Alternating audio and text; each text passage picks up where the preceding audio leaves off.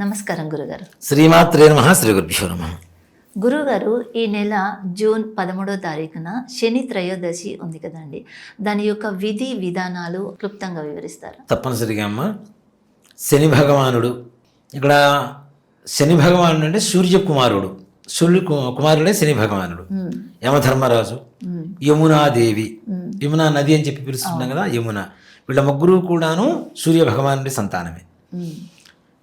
June 13వ తారీఖు శనివారము, త్రయోదశి, కృత్తికా నక్షత్రము, యమునా నది పుష్కరాలు చిట్ట చివరి రోజు, అందులోనూ అధిక జ్యేష్ఠ మాసం. వీటి కాంబినేషన్ చాలా గొప్ప కాంబినేషన్. దీంతో పాటు ఇంకో కాంబినేషన్ కూడా ఉంది, మాస శివరాత్రి కూడా అదే రోజు. ఓకే. మాస శివరాత్రి, శని త్రయోదశి, కృత్తికా నక్షత్రం, యమునాది పుష్కరాలు అంత్యమైన రోజు, అధిక జ్యేష్ఠ మాసం. జ్యేష్ఠాదేవి అంటేనే దారిద్ర్య దేవత అని అర్థం. లక్ష్మీదేవికి అక్క. జ్యేష్ఠ అంటే పెద్ద కదా కదా, లక్ష్మీదేవి కంటే అక్క. ఎవరు? దారిద్ర్య దేవత. లక్ష్మీదేవి అదృష్ట దేవత, ఆవిడ అక్క దారిద్ర్య దేవత. జ్యేష్ఠ మాసానికి అధిపతి ఆవిడే, ఓ మాట చెప్పానంటే. అలాగే జ్యేష్ఠ మాసంలో పౌర్ణమి రోజున జ్యేష్ఠ నక్షత్రం వస్తుంది కాబట్టి జ్యేష్ఠ మాసం అని చెప్పి పిలుస్తూ ఉంటాం. అందులోనూ అధిక జ్యేష్ఠ మాసం. అధిక జ్యేష్ఠ మాసంలో మనం శుభకార్యాలు అంటే పెళ్ళిళ్ళు, గృహప్రవేశాలు చేయం, కానీ మిగిలిన దేవత ఆరాధన ఏది చేసినా అధికస్య అధికం ఫలం, ఎక్కువ ఫలాన్ని ఇస్తాయి. అసలు రెగ్యులర్గా చేసేటువంటి డేస్లో చేసేటువంటి వాటికంటే కూడా ఎక్కువ రెట్టింపు ఫలితాన్ని ఇస్తాయని చెప్పుకోవచ్చు. అలాంటి గొప్ప రోజు శని త్రయోదశి 13వ తారీఖు. ముఖ్యంగా కృత్తికా నక్షత్రం అనేది నేను ఎందుకు ఒక్కనిచ్చి చెప్తున్నానంటే, కృత్తికా నక్షత్రాధిపతి రవి, రవి కుమారుడే శని, రవి కుమార్తె యమునా నది. అలాగే మాసానికి అధిపతి జ్యేష్ఠ నక్షత్రం అని చెప్పాను, జ్యేష్ఠ నక్షత్రాధిపతి బుధుడు. రవి బుధుల కలయిక చాలా విశేషమైనటువంటిది. అందులో రవి కుమారుడైనటువంటి శనీశ్వరుడు శని త్రయోదశి, యమునా నది పుష్కరాలు చివరి రోజు అని చెప్తున్నాం. మాస శివరాత్రి ఈశ్వరుడికి ఇష్టమైనటువంటి రోజు. ప్రతి నెల వచ్చేటువంటి మాస శివరాత్రిలో అధిక జ్యేష్ఠం అంటే అధిక మాసంలో వచ్చేటువంటి ఏ అధిక మాసమైనా సరే, జ్యేష్ఠ మాసం కావచ్చు, ఆషాఢ మాసం కావచ్చు, ఏదైనా కావచ్చు, ఈ అధిక జ్యేష్ఠంలో వస్తున్నటువంటి మాస శివరాత్రి ఇవన్నీ కూడా చాలా ప్రత్యేకమైనటువంటి రోజులు. ఇప్పుడున్నటువంటి రోజుల్లో చాలామందికి కొన్ని రాసుల వారికి ముఖ్యంగా చెప్పుకోవాలి అంటే కుంభరాశి, మీనరాశి, మేషరాశి, సింహరాశి, అలాగే ధనుస్సు రాశి, ఈ 5 రాశుల వాళ్ళకి శనిగ్రహ ప్రభావం ఎక్కువగా ఉంది. దాంతోపాటు ప్రతి నక్షత్రంలో పుట్టినటువంటి ప్రతి ఒక్కరికి ఎక్కడో చోట శని భగవాన్ టచ్ అవుతూనే ఉంటాడు. తప్పనిసరిగా అది మహర్దశ కావచ్చు, అంతర్దశ కావచ్చు, విదశ కావచ్చు, సూక్ష్మదశ కావచ్చు, ప్రాణదశ కావచ్చు, ఎక్కడో చోట ఈ శని భగవానుడు ప్రతి జాతకుడికి, ప్రతి నక్షత్రంలో పుట్టినటువంటి ప్రతి ఒక్కరికి ఎక్కడో చోట టచ్ అవుతూనే ఉంటాడు. కాబట్టి శని భగవాను మనం ఆయనతో యుద్ధం చేసి గెలవలేం, అని ఫేవర్ చేసుకోవటం తప్పితే. అంతే కదా, మనకంటే బలవంతమైనటువంటి వాళ్ళతో మనం యుద్ధం చేస్తామా? అది బుద్ధి తక్కువ పని. ఏం చేయాలి? తెలివిగా వాళ్ళని మనం ఫేవర్ చేసుకోవాలి. గ్రహాలు మొత్తం అంతే, అన్నీ బలవంతమే, మనకంటే బలమైనటువంటి వాళ్ళే. వాళ్ళతో యుద్ధం చేయలేము, మనం వాళ్ళని ఫేవర్ చేసుకోవాలి. చేసుకోవడానికి శని భగవానుడికి శని త్రయోదశి రోజు ఏం చేయాలి అనేటువంటి విషయానికి వస్తే, ముఖ్యంగా మనకి శని పడుతున్నాడు అంటే మన అదృష్టం అని చెప్తా. చాలా మంది దరిద్రం అని చెప్తారు, మన అదృష్టం అని చెప్తాను నేను. శని భగవానుడు పట్టి వదిలిన తర్వాత, ఇప్పుడు కుతికి గట్టిగా పట్టుకుంటానన్న, ఇట్లా గొంతు పట్టుకుంటాం, పట్టుకొని వదిలేసిన తర్వాత ఎలా ఉంటుంది మనకి? ఊపిరి పీల్చుకొని మనశ్శాంతిగా లాంగ్ బ్రీత్ తీసుకుంటాం. అలాగే శని భగవానుడు పట్టినంత కాలం ఎన్ని బాధలు అయితే పడతామో అన్ని బాధల నుంచి సంపూర్ణమైనటువంటి విముక్తి కలిగజేసేటువంటి వాడు కూడా శని భగవానుడే. అందుకని ఆయనకి కర్మకారకుడు అనే పేరు. మనకు ఉండేటువంటి కర్మని మనం అనుభవించేలా చేసేటువంటి వాడే శని భగవానుడు. ఇక్కడ కష్టం పడకుండా అన్ని సుఖాలే కావాలనుకోవడం కూడా తప్పే కదా. కష్టపడకుండా ఏది రావు, కష్టపడకుండా వచ్చినది ఏది నిలవదు. కష్టపడ్డ సొమ్ము చూడండి, ఆటోమేటిక్గా దాని మీద బాధ్యత పెరుగుతుంది, ప్రేమ ఉంటుంది, ఇష్టం ఉంటుంది, జాగ్రత్తగా పడుతూ ఖర్చు పెడుతూ ఉంటాం మనం, అవునా? అట్లానే ప్రతి ఒక్కటి కూడాను కర్మకారకుడైనటువంటి శని భగవానుడు మనకి సమీపిస్తున్నాడు, మన జాతకంలోకి వస్తున్నాడు అంటే మన కర్మని తీసివేయడానికి ఆయన వస్తున్నాడు. కాబట్టి పొరపాటున ఆయన తిట్టుకోవద్దు. చాలా మంది తిట్టుకుంటుంటారు, అసలు వెళ్ళరు. కాళ్ళు కడుక్కుంటారు, ఎవరన్నా చెడు మాట్లాడిన శనిగాడు అంటుంటారు వాడిని పట్టుకొని. అవునా, నీ శని నెత్తి నెచ్చి కూర్చుందా, నువ్వు రావడం వల్లే మాకు శని పెట్టింది అంటే అంత పొరపాటు ఏం చేశాడమ్మా ఆయన. శని భగవానుడు మన జాతకంలో ఉండవలసినటువంటి స్థానంలో కనుక ఉంటే ఆయన ఇచ్చేంత ఉచ్చస్థితి ఏ గ్రహాలు ఇవ్వలేవు. మనం చేసిన కర్మలకు ఆయన పట్టుకుని ఇష్టం ఆయన తిరుగుతామంటే కరెక్ట్ కాదు కదా. శని భగవానుడు అని పిలుస్తున్నాను దాని నుంచి కూడా నేను. శనీశ్వరుడు అంటాం. ఈశ్వర శబ్దం కూడా కొంతమందికి ఉందిగా. విఘ్నేశ్వరుడు, కపీశ్వరుడు ఆంజనేయ స్వామి, ఈశ్వరుడు. మరలా ఇంకెవరికి ఉంది, షణ్ముఖేశ్వరుడు సుబ్రహ్మణ్యేశ్వర స్వామి వారు. మరలా ఈశ్వర శబ్దం శనీశ్వరుడికి మాత్రమే ఉంది. అంత గొప్పవాడు శని భగవానుడు.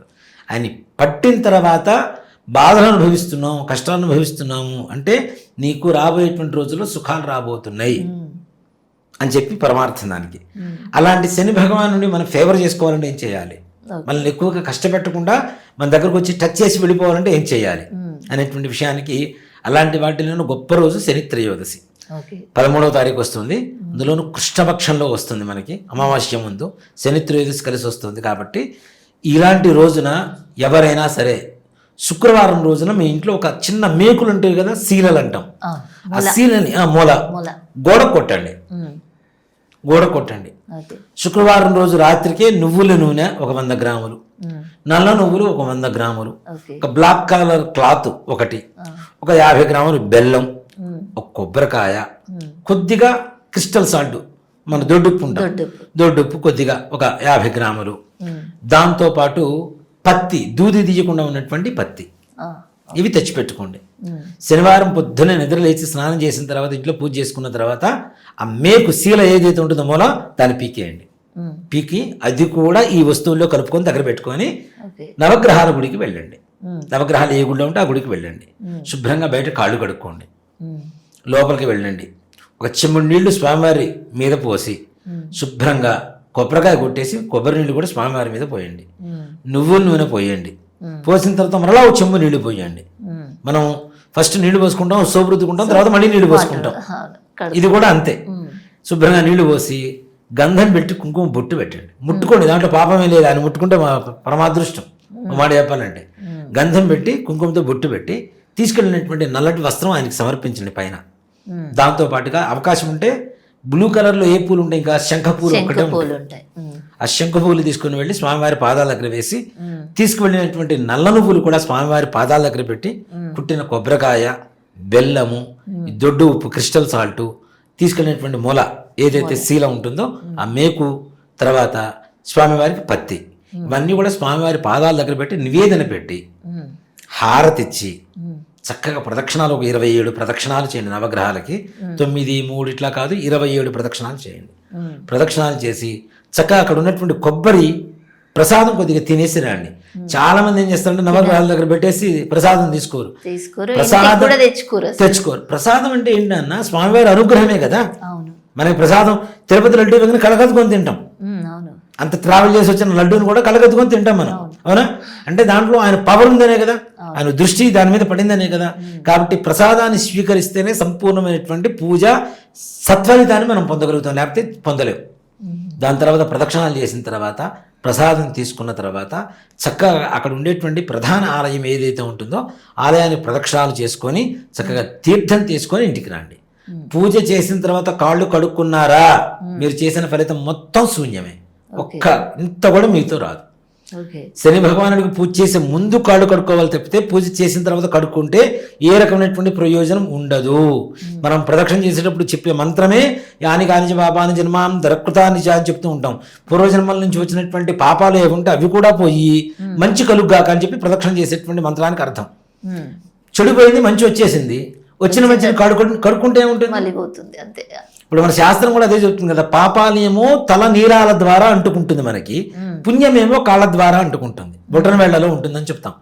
కాళ్ళకి నమస్కారం చేయాలి ఎందుకు చెబుతాం, వాళ్ళలో ఉన్నటువంటి పాజిటివ్ ఎనర్జీ మొత్తం కాళ్ళలో ఉంటుంది, బొటన వేళ్లలో ఉంటుంది. కాబట్టి మనం కాళ్ళు నమస్కారం చేస్తాం.